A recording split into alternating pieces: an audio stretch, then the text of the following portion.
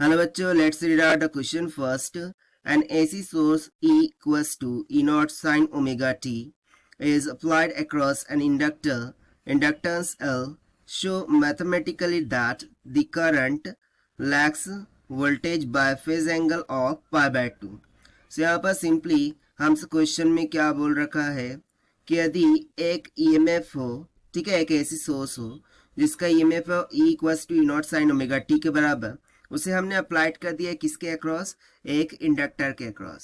So let suppose कि कुछ इस तरीके से इंडक्टर होगा, इसके अक्रॉस में हमने एक एसी सोर्स को क्या कर दिया है, अप्लाई कर दिया है, जिसका ईएमएफ हो गया है E equals to E not sine of omega T के बराबर. सो हमें यहाँ पर शो करके बताना है मैथमेटिकली कि जो करंट है वो लैग करेगा किसको, वोल्टेज को, बाय द एंगल ऑफ 5/2. तो चलिए स्टार्ट करते हैं हम सोल्यूशन से. But before of its let's talk about the key concept which we are going to use here for this question.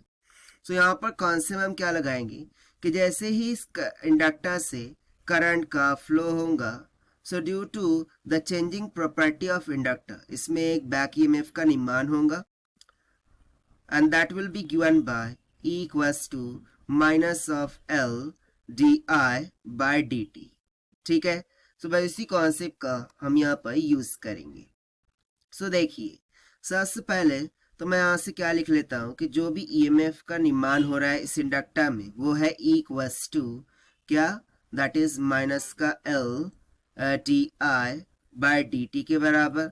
यहाँ से हम क्रॉस मल्टीप्लीकेशन करते हैं, so I can say that d i will be equals to minus of L e होगा ना, minus of e by l into d t हो जाएगा.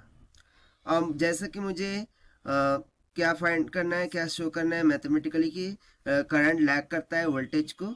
सो उसके लिए हम दोनों साइड में क्या करते हैं, यहाँ पर इंटीग्रेशन लगा देते हैं. ना if you see that, so इस साइड में तो क्या हो जाएगा, integration of D I, this will be equals to minus of. Now see, यहाँ पर हम ईएमएफ का वैल्यू सब्स्टिट्यूट कर देंगे जो कि है e not sine of omega t d t, और डिविडेंड में क्या होगा एल. अब ई नॉट बाय एल को हम कॉमन कर लेंगे, माइनस साइन को भी कॉमन कर लेंगे, इधर तो सिंपली हो जाएगा i. This will be equals to and integration of sine omega t क्या होता है, minus of cos omega t divided by omega, क्योंकि हम with respect to d t यहाँ पर इंटीग्रेट कर रहे हैं इसीलिए. सो फर्दर इसको देखिए, यहाँ से current i will be equals to minus minus तो प्लस हो गया, मुझे सिंपली मिल गया e not by l, and cos omega t को हम कैसे लिख सकते हैं, simply sine of omega T minus का पाई बाय 2 के बराबर.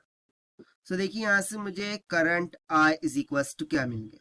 Now if you see that E not by omega into L, ये क्या होगा, initial value of the current होंगी, यानी कि जो भी इनिशियल वैल्यू ऑफ करंट होगा वो दैट इज आई नॉट. सो इसको हम लिख देंगे आई नॉट, और यहाँ पर हो जाएगा sine of omega T minus का पाई बाय 2 के बराबर. सो देखिए ये जो इक्वेशन हमें दिख रहा है एक्सप्रेशन, ये किसको इंडिकेट कर रहा है, instantaneous value of the current flowing through this circuit, जो कि इंडक्टर से फ्लो हो रहा है.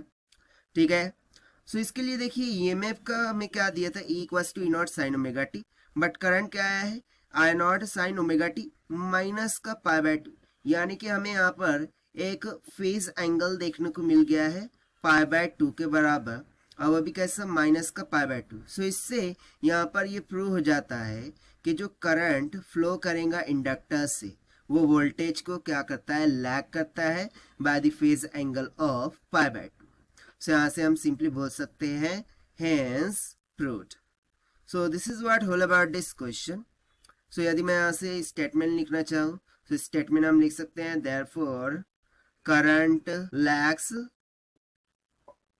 voltage, current lags voltage by angle pi by 2. ठीक है, सो ये हो जाएगा इसका आंसर.